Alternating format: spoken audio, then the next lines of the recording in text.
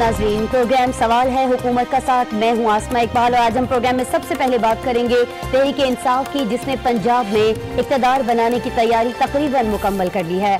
तर्जुमान तहरीक इंसाफ बताते हैं कि इत्तेहादियों को मिलाकर पंजाब में नशस्तें 186 हो गई हैं, जबकि दूसरी जानिब मुस्लिम लीग नून के सदर शहबाज शरीफ ने भी कुछ ऐसा ही दावा किया है कि पंजाब में उनके नंबर्स तहरीक इंसाफ से ज्यादा हैं। पंजाब समेत मुल्की सियासी सूरत हाल पर आज शहबाज शरीफ की अडियाला जेल में अपने बड़े भाई से मुलाकात भी हुई है। नवाज शरीफ और मरियम नवाज की जानिब से चंद सियासी मामलात ऐसे हैं जिन पर इत्तलात हैं कि तहफ़्फ़ुज़ात का भी इजहार किया गया है। इस पर भी हम अपने प्रोग्राम में बात करेंगे और आपको बताएं कि दूसरी जानिब हमारे पास इत्तलात हैं बलोचिस्तान से, जहाँ बलोचिस्तान अवामी पार्टी और इत्तेहादी जमातों के इजलास में जाम कमाल को वज़ीर आला बलोचिस्तान बनाने के फैसले की तौसीक कर दी गई है। साथ ही दीगर अहम मामलात भी डिस्कस हुए हैं। लेकिन अब देखना यह है कि जाम कमाल बतौर वज़ीर आला बलोचिस्तान सूबे के सियासी मामलात समेत अमन व अमान की सूरत हाल के लिए किस हद तक कारआमद साबित हो सकते हैं। और प्रोग्राम में हम कराची को बिल्कुल नहीं भूलेंगे, यहाँ पल पल बदलती सियासी सूरत हाल का भी तस्करा करेंगे और स्पेशली बात होगी फिरदौस शमीम नकवी की, जिनके MQM से मुतालिक बयान के बाद तहरीक इंसाफ ने रद्द-ए-अमल दिया और उन्हें बिल्कुल खामोश रहने की हिदायत के बाद एक नया तनाज़ा खड़ा हो गया है। और वो ये है कि MQM की जानिब से अपोजिशन लीडर के लिए फिरदौस शमीम नकवी के नाम का ख्वाजा इजहार ने अपने ट्वीट में जिक्र किया और कहा कि अगर फिरदौस नकवी का नाम अपोजिशन लीडर के लिए फाइनल हुआ तो उन्हें शदीद तहफ़्फ़ुज़ात हैं। क्या ये तहफ़्फ़ुज़ात दूर होंगे, नहीं होंगे, इस पर भी हम बात करेंगे। लेकिन नाज़रीन, एक और खबर जो अहम है कि तहरीक इंसाफ के लिए एक नई मुश्किल सामने आ रही है और वो मुश्किल है खैबर पख्तूनख्वा के नाम पर। तहरीक इंसाफ की सफ़ों में होने वाली हलचल है क्योंकि महमूद खान का नाम दिया गया था कल इमरान खान की जानिब से, लेकिन अब इत्तलात ये हैं कि PTI के चंद अरकान ऐसे हैं जिन्होंने इस पर तहफ़्फ़ुज़ात का इजहार किया है। इस तमाम तर सूरत हाल के बाद मौजूदा सियासी ऊंट किस करवट बैठेगा, इसी पर बात करने के लिए हमारे साथ मौजूद हैं ब्यूरो चीफ हैं कराची से रफ़त सईद। इसके अलावा इस्लामाबाद में हमारे ब्यूरो चीफ तारिक चौधरी हमारे साथ मौजूद होंगे। पेशावर की सूरत हाल पर बात करने के लिए फरजाना अली हमारा साथ देंगी और क्वेटा से हम बात करेंगे मुजीब अहमद से। लेकिन तारिक चौधरी, सबसे पहले मैं आपकी जानिब आना चाहूंगी। आज रावलपिंडी हम मुलाकात हुई है, दो भाई बैठे हैं, मुलाकात के अंदर भतीजी भी मौजूद थी। क्या कुछ गिले शिकवे हुए हैं या मुतमईन है बड़े भाई छोटे भाई की कारकर्दगी से? देखिए, आज जो बातचीत हुई है उसमें कुछ लोगों से हमारी भी गुफ्तगू हुई जो वहाँ मुलाकात के लिए गए, तो आज दो बातें जो है उसके बाद सामने आई। उनसे सवाल पूछे गए क्योंकि आज यहाँ वफाकी दारुल हुकूमत के हलकों में गर्दिश कर रही थी बात, जो जाहिर है कहीं से जो सियासी हलकों में आती है, कोई NRO की बातें हो रही थी। जब वहाँ शहबाज शरीफ साहब से बात हुई तो उन्होंने कहा कि ऐसी कोई बात नहीं है और उन्होंने कहा शरीफ साहब के कागजों में और उनके जहन में और उनकी सोच में NRO की और किसी समझौते की कोई गुंजाइश नहीं है। और अगर कोई ऐसा होता, और ये बात मरियम औरंगजेब साहब ने भी कही कि अगर कोई ऐसी बात होती तो फिर बाप और बेटी जेल में क्यों होते। तो ये तासर जो है कई दिनों से देने की कोशिश होती है। जब भी नवाज शरीफ साहब अस्पताल में आए थे पिंज में, तब भी बात की गई कि शायद ये भी किसी कंप्रोमाइज़ का नतीजा है। फिर जब वो वापस गए तो तब भी कहा गया किसी कंप्रोमाइज़ का नतीजा है। आज उनके दामाद के अपने सफदर जब उनकी तबीयत बिगड़ी और वो पिंज में आए तो फिर ये बात कही जा रही है। लेकिन हमारी इतलात जो है, जो वहाँ गुफ्तगू हुई है मियां नवाज शरीफ साहब की, आज भी गुज़श्ता हफ्ते भी किसी किस्म के कोई NRO, कोई समझौता और कंप्रोमाइज़ की कोई गुंजाइश मियां नवाज शरीफ साहब नहीं छोड़ रहे, बल्कि वो जो कहते हैं कि अपनी जमात को कह रहे हैं कि आप असम्बली में जाएं, आप अपोजिशन करें और डट के अपोजिशन करें और टफ टाइम दें, और जो हम ख्याल जमाते हैं उनके साथ इत्तेहाद कायम करें और उनके साथ इत्तेहाद को हर सूरत में कायम रखें। तो मियां नवाज शरीफ साहब जो है वो बार बार, मरियम साहबा भी ये कह रही हैं कि कोई किसी किस्म का कंप्रोमाइज़ नहीं है, हमने पॉलिटिक्स करनी है, हमने अपोजिशन की जमातों के साथ मिलकर चलना है और अपोजिशन को अगर कॉम्प्रोमाइज नहीं है, बातचीत नहीं है, तो फिर वो कौन सी बातचीत है, वो कौन से मामलात हैं जिसका प्रेस कॉन्फ्रेंस में शहबाज शरीफ ने जिक्र किया। उन्होंने कहा कि कोई भी कौम जो है, कोई भी मुल्क जो है बातचीत के बगैर नहीं चल सकता है। बातचीत हो रही है, किससे हो रही है, किस लेवल पे हो रही है? और एक तरफ ये कहा जाता है कि मज़ामत नहीं करेंगे, लेकिन शहबाज शरीफ कह रहे हैं कि मज़ामत की सियासत तो करना ही नहीं चाहते हैं नवाज शरीफ साहब जो हैं। लेकिन उससे पहले तो हमने कुछ और देखा, दोनों बाप बेटी जो हैं जेल जाने से पहले भरपूर मज़ामत कर रहे थे। ये बिल्कुल बहुत अच्छा सवाल किया आपने कि एक तरफ जब जो लोग वहाँ से मुलाकात करके आते हैं तो वो कहते हैं कि मियां नवाज शरीफ के जो इस्तकामत है उसमें कोई फ़र्क नहीं है और वो अपोजिशन की बात कर रहे हैं, टफ अपोजिशन की बात कर रहे हैं। दूसरी तरफ कल जब शहबाज शरीफ साहब और उनके साहबजादे हमजा शहबाज नहीं आया पोजीशन के एहतजाज में, जिसपे आपने भी कहा था कि कोई ऐसा मजेदार एहतजाज नहीं था, तो वो उसके बाद से शकूक व शुबात पैदा हुए। आज वो कल नहीं आ सके, कल मौसम खराब था उनके बकौल, आज एकदम मौसम ठीक हो गया और वो उसी मोटरवे पे चल के आए और मोटरवे पे चल के वापसी पे वो जहाज पे गए, लाहौर चले गए और आ गए, और पहुंचना कोई मुश्किल साबित नहीं हुआ। तो इस पे जाहिर है उनकी जो रवैया है और उनकी जो पॉलिटिक्स है और उनकी जो नीम खामोशी है, उस पर शकूक व शुबात पैदा हो रहे हैं। मुस्लिम लीग नून को बड़े सख्त सवालों का सामना करना पड़ता है। तो आज जो उन्होंने बात की है, नुक्ता जो आपने कहा कि बातचीत करनी पड़ती है, मुज़ाकरात होंगे, मुज़ाकरात होते रहेंगे, तो यकीनी तौर पर इससे उस शक को तकवीत मिलती है कि वह कल क्यों नहीं आए, कल उन्होंने एहतजाज को क्यों लीड नहीं किया।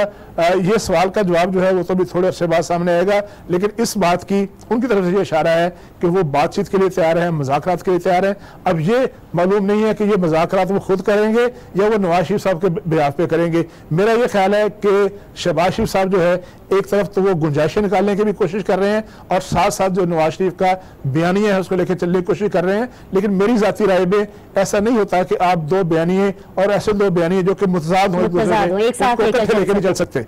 सही इकट्ठे चल नहीं सकते, बिल्कुल इकट्ठे नहीं चल सकते। इस पर मैं मजीद भी बात करूंगी आपसे। और तारिक साहब, पीर को जो अहम पेशी है, नवाज शरीफ आएंगे अदालत में, क्या सूरत हाल होगी, मीडिया से बात करेंगे नहीं करेंगे, या क्या कयास आराइयां हैं उनके बारे में, इस पर आपसे डिटेल लूंगी। लेकिन अभी पेशावर का रुख करूंगी, फरजाना अली हमारे साथ मौजूद हैं। फरजाना, ये महमूद खान के नाम का कल ऐलान किया गया था, आपसे बड़ी डिटेल में इस पर गुफ्तगू भी हुई, लेकिन अभी बताइएगा कि ये चहमगोइयां हो रही हैं कि आतिफ खान जो है उन्हें खासा एतराज है, पीटीआई के अंदर कुछ और अरकान भी ऐसे हैं जिन्होंने महमूद खान के नाम पर एतराज किया है, और अब तो कुछ ऐसे इल्जामात भी लग रहे हैं कि शायद वो करप्शन में भी मुलव्वस रहे हैं। आपके पास क्या इत्तलात है?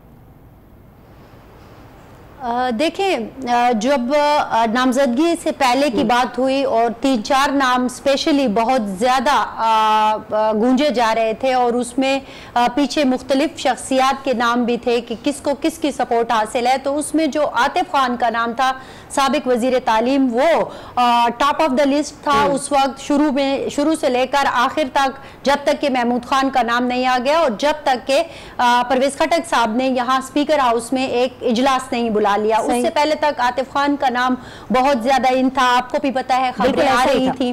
और खान साहब जाती तौर पर भी उन्हें बहुत पसंद करते हैं, और ये भी सुनने में आया था, बल्कि हमारी तो एक मुलाकात भी हुई थी, तो उसमें भी कुछ इशारे हमें ऐसे मिले थे कि वो शायद ये कहना चाह रहे थे, या आप कहें कि बॉडी लैंग्वेज कहें या आतिफ पर एतमाद कहें, कि लग ऐसे रहा था कि अगले वजीर आला जो हैं वो आतिफ खान होंगे अगर इनकी हुकूमत आई तो। लेकिन अच्छा, इसी कॉन्फिडेंस को देखते हुए अगर आप देखें तो मर्दान की सड़कों पर आपको आतिफ खान को वजीर आला बनने के मुबारकबाद के बोर्ड भी लगा दिए गए। अब ये बहुत बड़ी बात होती है जी, बिल बोर्ड्स लगे हुए हैं, बैनर्स लगे हुए हैं, तो ये बहुत बड़ी बात होती है किसी के लिए। अब एकदम से उनका नाम ही बिल्कुल गायब हो गया। नहीं, तो ये नाम कैसे गायब हो गया? कल भी मैं आपसे बात कर रही थी तो परवेज खट्टक की हिमायत का ये सिलसिला सामने आ रहा था कि परवेज खट्टक ने उनकी हिमायत की है, इसलिए उनका नाम अब दिया है इमरान खान ने। लेकिन परवेज खट्टक तो मुकर गए इस बात से, वो तो कह रहे हैं कि उनका तो सिरे से इस मामले से कोई ताल्लुक ही नहीं है, उन्होंने तो महमूद खान का नाम रखा ही नहीं इमरान खान के सामने। तो फिर ये अचानक से आतिफ खान की जगह महमूद खान कहां से आ गए? परवेज खटक साहब की जो सबसे बड़ी खूबी वो यही है कि वो जिस तरह से मुकरते हैं उसका तो कोई जवाब ही नहीं है। आपने देखा कि उन्होंने जिस तरह की लैंग्वेज इस्तेमाल की नौशेरा में, और फिर जिस तरह से उन्होंने बात को बदला, वो भी सारी दुनिया ने देखा। और हमने तो खैर 5 साल भुगता है, हमें पता है कि वो कितने बड़े पॉलिटिशियन है और कितने जबरदस्त किस्म के पॉलिटिशियन है। देखिए, सियासत नाम ही इसी चीज का है कि आप कब किस वक्त कैसे पटरी बदलते हो और लोगों को बताते हो कि नहीं, मैं तो था ही नहीं इस सारी गेम में, लेकिन वो इस सारी गेम में मौजूद थे।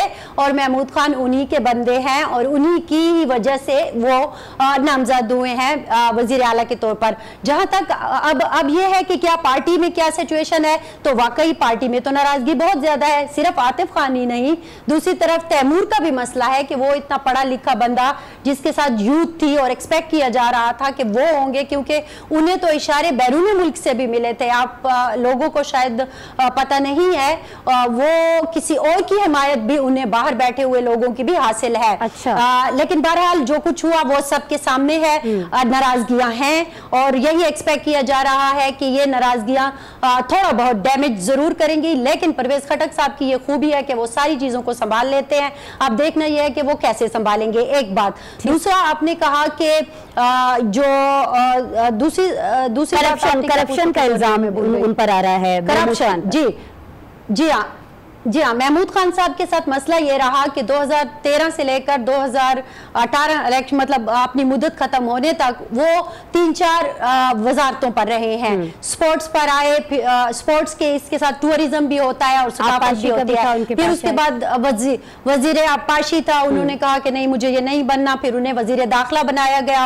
उन दिनों दहशतगर्दी के कुछ ऐसे वाकयात हुए और वो आपको पता है कि सिक्योरिटी फोर्सेस के जो मामलात होते हैं वो उनको फेस नहीं करना चाहते थे, तो उन्होंने माजरत कर ली कि मुझे ये असल में होम और ट्राइबल भी साथ होता था, तो वो उन्होंने माजरत कर ली। फिर वो स्पोर्ट्स पर आ गए। अच्छा हुआ ये कि वो कुछ फंड्स थे कि जो उनको देने थे, कुछ ये जो प्लेयर्स होते हैं उनको डिस्ट्रिक्ट लेवल्स पर। उन्होंने क्या किया कि अब वो जो पैसे थे, पहले आप 10 लाख, फिर उसके बाद 8 लाख, तो टोटल होते हैं 18 लाख। ये उन्होंने अपने जाती अकाउंट में मंगवा लिए दो मुख्तलिफ डेट्स पर।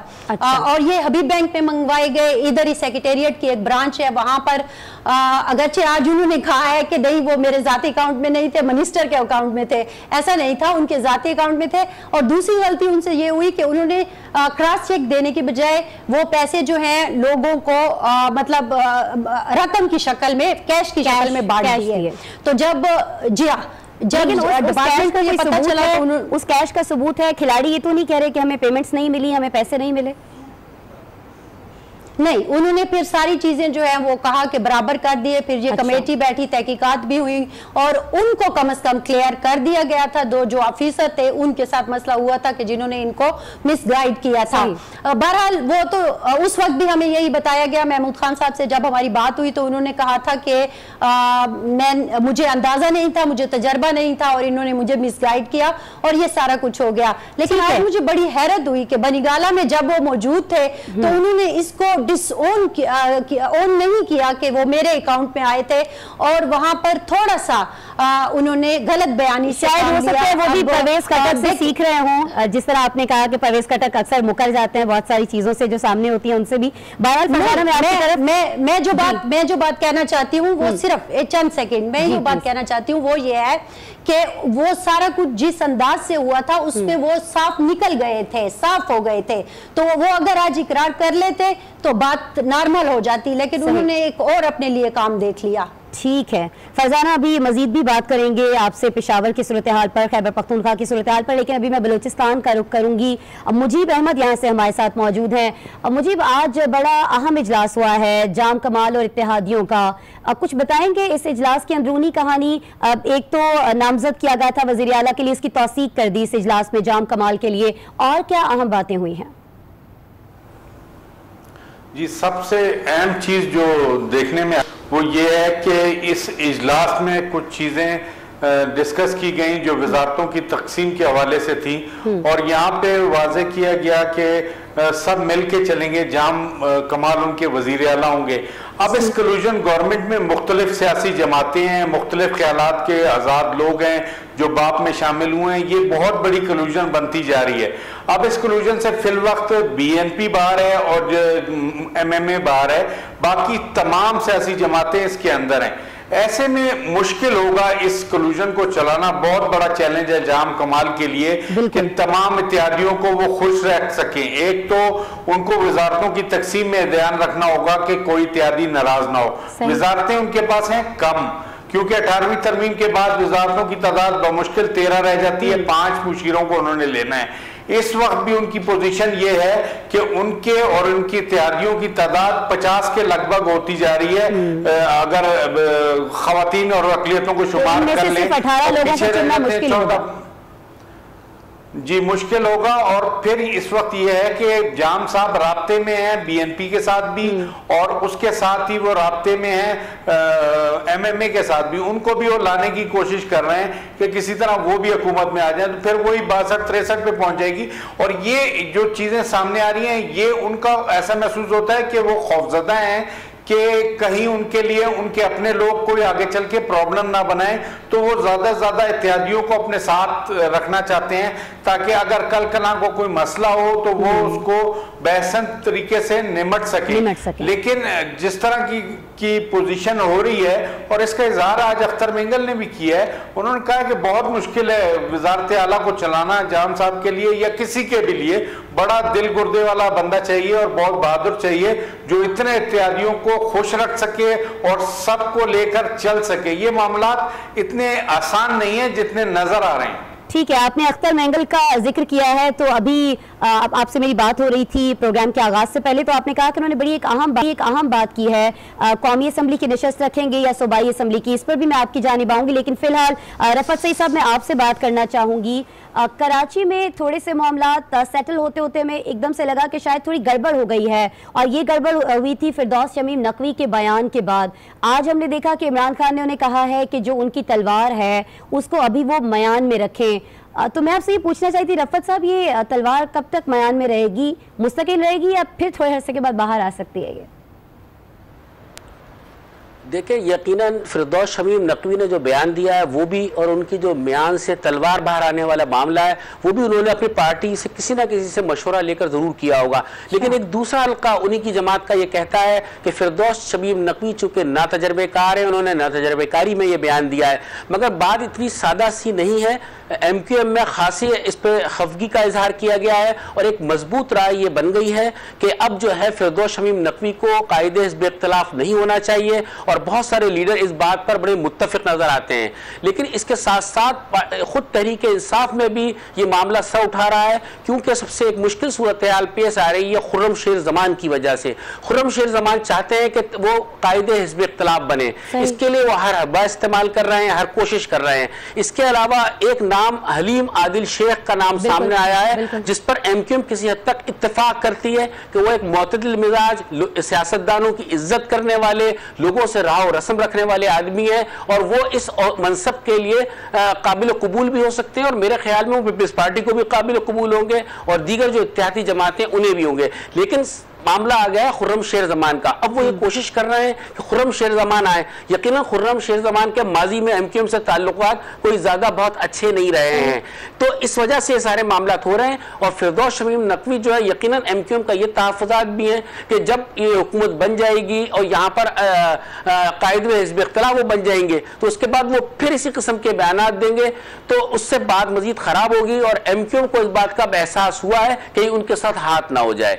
तो ये सूरत हाल है। पीपल्स पार्टी बेहतर पोजीशन में हुकूमत बनाने की, उनको कोई ऐसी खास मुश्किल पेश नहीं आ रही है, और इसी वजह से आज एक इजलास मुनक्किद बिलावल हाउस में हुआ। इसमें बिलावल भुट्टो जरदारी, आसिफ जरदारी, शेरी रहमान और दीगर बड़े मरकजी कायदीन सब यकजा हुए हैं, मुशावरत की गई है, और आपको पता ही है कि मुराद अली शाह उनके नामजद वजीर आला हैं। ठीक है, अच्छा, लेकिन मुझे सिर्फ ये बता दीजिएगा, खुर्रम शेर जमान का आपने जिक्र किया, हलीम आदिल शेख का जिक्र किया, अभी क्या समझा जाए कि फिरदौस शमीम नकवी जो हैं वो सिर्फ इस वजह से लीडर ऑफ अपोजिशन नहीं बन पाएंगे जो उन्होंने बयान दिया है? अगर वो ये बयान नहीं देते तो फिर उनकी जगह खुर्रम शेर जमान या हलीम आदिल शेख नहीं ले सकते थे? देखिए, सियासी उमूर को समझने वाले और जो लोग चीज़ों को करीब से जानते हैं, उनका यह कहना है कि बड़ा बेमौका और बेमहल उनका ये बयान था, और जो किसी भी एक मुश्किल में जो पार्टी हो मरकज में, जिससे उस पार्टी की ज़रूरत हो, उस वक्त ऐसे बयान नहीं दिए जाते। लेकिन उन्होंने पता नहीं किस वजह से ये बयान दिया, किसके कहने पर दिया, आया ये टेस्टिंग थी या क्या था। लेकिन ये चीज़ भारी भी पड़ सकती है, ये महंगी पड़ सकती है तहरीक इंसाफ को। लेकिन MQM जिस मुश्किल सूरत हाल से दो चार है, तो वो बहुत ज़्यादा दबाव बरकरार नहीं रख सकेगी। अगर उनसे ये कहा गया या उनके ऊपर कहीं से ये दबाव आया, तो यकीनन उन्हें फिरदौस शमीम नकवी को भी कबूल करना पड़ेगा, और उनको सरफे नजर करते हुए उन्हें कबूल करना पड़ेगा कि वो वज़ीर कायदे हिज़्ब इख्तिलाफ बन जाए। लेकिन जो MQM के लीडर हैं, जो रहनुमा हैं अंदरूनी खाना, वो ये बात अब कर रहे हैं कि ऐसे किसी शख्स का कायदे हिज़्ब इख्तिलाफ होना किसी तौर मुनासिब नहीं है कि जो इस किस्म के बयानात दे और फिर उनके माजी में जिस किस्म के मामलात रहे हैं, वो एक कंस्ट्रक्शन कंपनी के मालिक हैं, तो उस हवाले से बहुत सारी चीजें सामने आ रही थी। तो इसके बाद में कोई मामला खड़ा हो, इस वजह से एहतियात बरतनी चाहिए। ठीक है रफत साहब, मैं अभी एक ब्रेक लूंगी, ब्रेक के बाद दोबारा। वेलकम बैक नाजरीन, प्रोग्राम देख रहे हैं आप सवाल है हुकूमत का। और जब सवाल हो रहा है तो जवाबात बड़े दिलचस्प आ रहे हैं। ऐसा ही एक जवाब आज सामने आया है साबिक वज़ीर आला पंजाब शहबाज शरीफ की जानिब से। उन्होंने कहा कि पंजाब में उनके पास अक्सरियत है और अगर वो चाहें तो वहाँ पर हुकूमत बना सकते हैं, लेकिन वो हुकूमत बना क्यों नहीं रहे वहाँ पर, फिर PTI को मौका क्यों दिया जा रहा है? तारिक चौधरी साहब, इस पर मैं आपसे बात करना चाहूँगी, आपके पास इसका कोई जवाब है क्या? अगर नंबर गेम पूरा है नून लीग के पास पंजाब में, तो फिर क्यों मौका दिया जा रहा है PTI को? देखिए, कुछ दिन पहले PTI मुस्लिम लीग नून की पार्लियामानी पार्टी का इजलास हुआ तो हमारे सोर्सेज के मुताबिक मियां शहबाज शरीफ साहब ने यही बात कही कि हमारे पास जो है वो आज़ाद अरकान से अगर हम रब्ता करें तो हम अपनी हुकूमत बना सकते हैं। तो आगे से उनको ये सवाल किया गया कि आज़ाद अरकान से रब्ता कौन और कब करेगा, बल्कि किसी एक ने कहा कि अब बड़ी देर की मेहरबान आते आते अब तो जो 29 में से 29 अरकान जो हैं, शायद 2 अरकान चौधरी निसार अली खान और एक और साहब हैं, उनके अलावा सारे के सारे PTI ज्वाइन कर चुके हैं। तो मेरा ये ख्याल है कि मुस्लिम लीग नून ने कुछ संजीदा एफर्ट की भी नहीं, हालांकि उनके पास कुछ वोट ज़्यादा थे।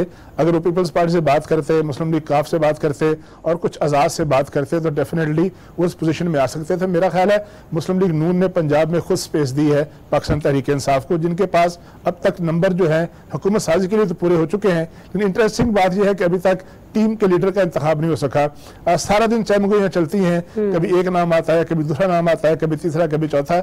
हमारी तलाश ये है कि कल शाम तक शायद इस हवाले से कोई फैसला हो जाए। लेकिन अब तक जिन 5 अफराद के साथ चेयरमैन तहरीक इंसाफ ने खुद इंटरव्यू किया है, वो 5 जो है वो नाम अगरचे ज़ेर बहस आ चुके हैं, जिसमें डॉक्टर यास्मीन राशिद साहबा थी, सब्तैन खान साहब हैं जो कि बहुत ज्यादा स्ट्रॉन्ग कैंडिडेट हैं, जिनके बारे में कहा जा रहा है कि पार्टी के बड़ों की नजर है उन पर। इसके अलावा अलीम खान साहब थे, लेकिन वो तो कुछ नैब के मुकदमात इंक्वायरी जैसी हैं, इसकी वजह से नाम उनका जो है पीछे जाता नजर आता है। इस तरह जो है वो हुसनैन बहादुर दरेशक हैं, जिनका नाम बहुत कम डिस्कस हुआ है, लेकिन हमारी तलाश ये है कि उनका भी इंटरव्यू हुआ था। इसके अलावा राजा यासर जो है, जो कि जिनका ताल्लुक चकवाल से सबसे ज्यादा नाम उनका डिस्कस हो रहा है, लेकिन उनके बारे में फिर साथ साथ खबरें आती हैं, जिस तरह महमूद खान साहब के बारे में आई KP से कि उन पर भी एक मुकदमा है। फिर उनकी जो यूनिवर्सिटी है चकवाल में, उनके बारे में कहा जाता है कि अनऑथोराइज्ड है, तो उनके साथ साथ भी कुछ टैग लगे हुए हैं। एक और नाम जो है डिस्कस हो रहा है वो दोस्त मोहम्मद मजारी का है, जो कि farmer caretaker prime minister Balkh शहर मजारी साहब के साहबजादे हैं या पोते हैं, मुझे थोड़ी गलतफहमी अगर याददाश्त काम नहीं कर रही, लेकिन वो उनके बहुत करीबी अजीज हैं। तो ये 5-6 नाम ऐसे हैं जो मुसलसल रोटेट कर रहे हैं। सबसे ज्यादा नाम जो है लिया जा रहा है या तो राजा यासिर साहब का है या सब्तैन खान साहब का है, लेकिन पार्टी के जो सरबराह हैं अभी तक उन्होंने अपनी जुबान से किसी का नाम नहीं लिया, लेकिन उन्होंने इन 5-6 नाम गर्दिश कर रहे हैं, लेकिन फाइनल नाम कौन सा हो सकता है इस बारे में भी कोई हतमी राय नहीं दी जा सकती। मैं आपकी जानिब आना चाहूंगी रफत साहब, मुझे बताइएगा कि कराची में क्या स्ट्रक्चर हो सकता है गवर्नमेंट का, क्योंकि अब तो दिन भी बड़े नजदीक आ गए हैं, नाराजगियां भी हो रही हैं, PTI की, MQM की, पीपल्स पार्टी के भी इजलास पे इजलास हो रहे हैं। स्ट्रक्चर क्या बनता देख रहे हैं आप यहाँ पर? देखिए आसमान, जैसे मैंने पहले भी कहा था कि पीपल्स पार्टी बना रही है, बनाने की बिल्कुल उसको किसी की मदद की ज़रूरत नहीं है।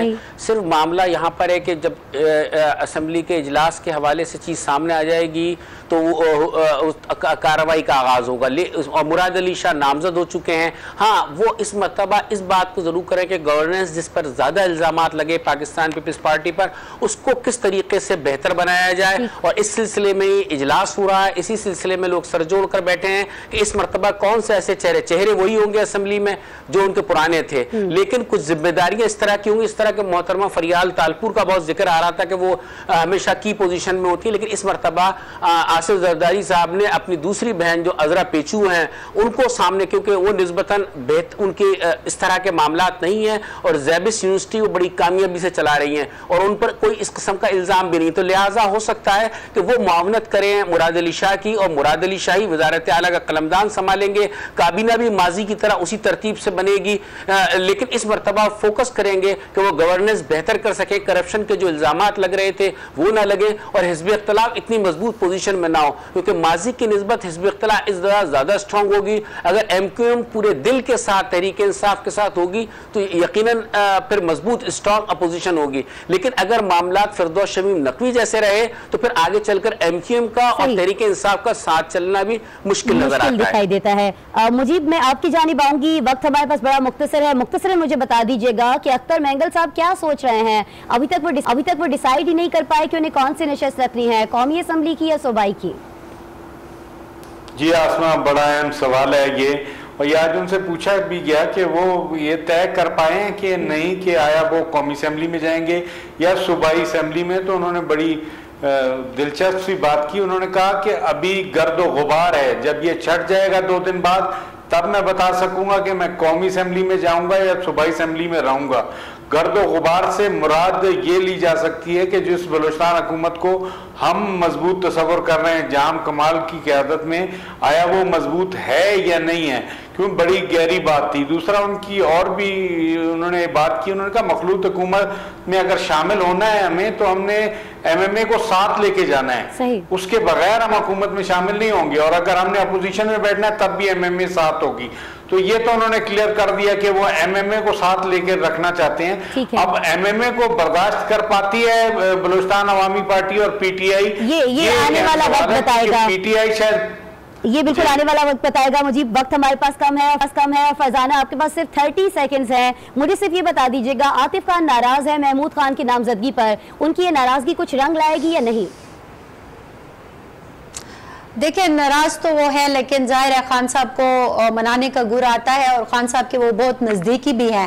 हो सकता है कि उनकी नाराजगी किसी और तरीके से ख़त्म हो जाए। मैंने पहले भी कहा है कि अभी बहुत सारे काम बाकी हैं। वही वाली बात है, यहाँ भी धूल ज़रा ज़्यादा उड़ गई है। जैसे ही ज़रा थोड़ी से 2-3 बूंदें गिरेंगी ये सारा कुछ बैठ जाएगा, तो हो सकता है कि उन्हें मना लिया जाए। अभी बहुत सारे काम मना लिया जाए, मामला बेहतरी की तरफ जाए। फरजाना आप हमारे साथ मौजूद थी, आपका, तारिक चौधरी आपका, मुजीब अहमद आपका और रफत सईद, आप तमाम लोगों का बहुत। कल आपसे दोबारा मुलाकात होगी। आज के साथ रहिएगा।